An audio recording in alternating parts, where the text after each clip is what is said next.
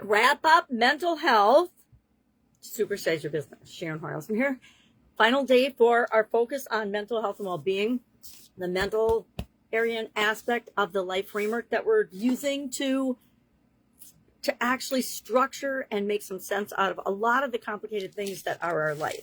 Today, I like to, on the last day of each month, review what we've covered and then decide how am I going to integrate that into the rest of my year or into my activities and my habits going forward.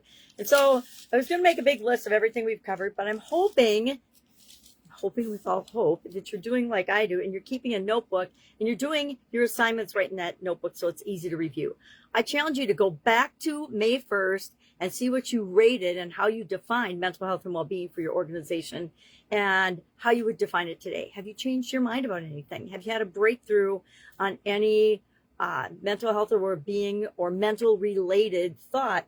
You know, we talked about the SOAP framework. I'm going to talk about the SOAP framework every month this year. Why? Because I've talked about it every month since 2020, because it's that important to have a framework or a structure that we can use to deal with challenges and obstacles and setbacks and even goals and things that we want. We can use the SOAP framework to give us a quick and dirty frame of how we're going to make that happen, how we can make that happen in our life, and how to take action today. It helps us to make faster decisions. That's why I love frameworks. It's my nerdy engineer brain kicking into high gear. But processes, systems, frameworks, things that we can automate once we have figured it out ourselves. Never automate a process. Start documenting and improving, but never automate a process until it's been optimized. Then automate it, then continually improve it and review it. That's what we're doing today. We covered a bunch of topics. We're reviewing them. I challenge you to go back, run through your notes and review, and then share in the comments below what was your biggest breakthrough. What's one thing, one lesson that you learned, one thing you're applying and going to use going forward to grow and scale your business? Because I guarantee if you go back and look and if you did the daily exercises, there's at least one thing that you found. Have I covered anything that I didn't know before? Probably not. But have I applied things that I've never applied before because I've known them, but I haven't taken action or done something with them? So I challenge you today to, number one, notice your personal mental health and well-being from May 1st to today. How do you feel? Do you feel better? I'm going to share a secret with you, and it took me a long, long time to figure this out. The truth is, and it's true for everybody, whether you believe it or not. It's true for me, and I didn't believe it for a long time. Our mental health and well-being, our emotional and our mental health and well-being and state, and our physical, because we're going to pop into that next month. Those three things, as long as you've got those handled, you can do anything. And you can create anything. You can achieve absolutely anything. Things that you can't even imagine. You can see coming into your life. But it starts with your mental health and well-being. Because it's the job of our brain to manage our emotions. We're going to feel things all the time because we are emotional beings. That's another one of those, okay, I'd like to deny it, but the truth is we're emotional beings first. Mental and thinking beings and physical beings, I guess, second and third, or however order you want to put them. But it takes the whole person. It takes all of us coming to our businesses to create the life that we want and the businesses that we want. So reflect today, share in the comments. So think about some things about this as you go back through your notes.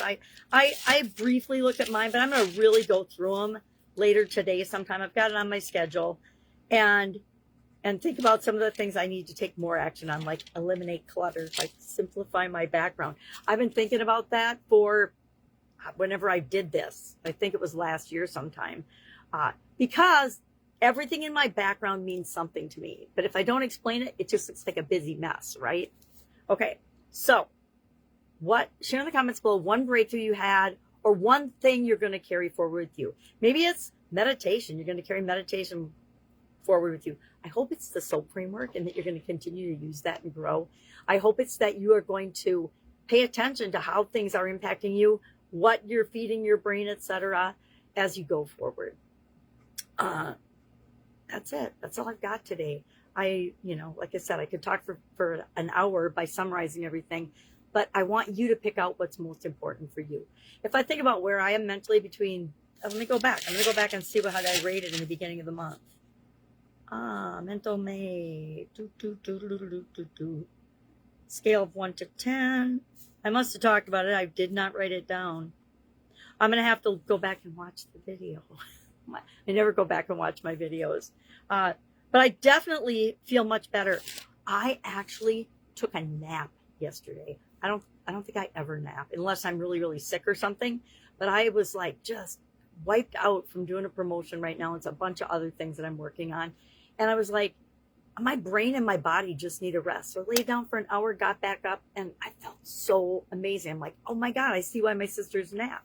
So sometimes to charge and recharge our batteries, we just need to take a break. I also spent some time out in the sunshine with my granddaughters, watering plants and getting very, very wet because the granddaughters love water, just like I.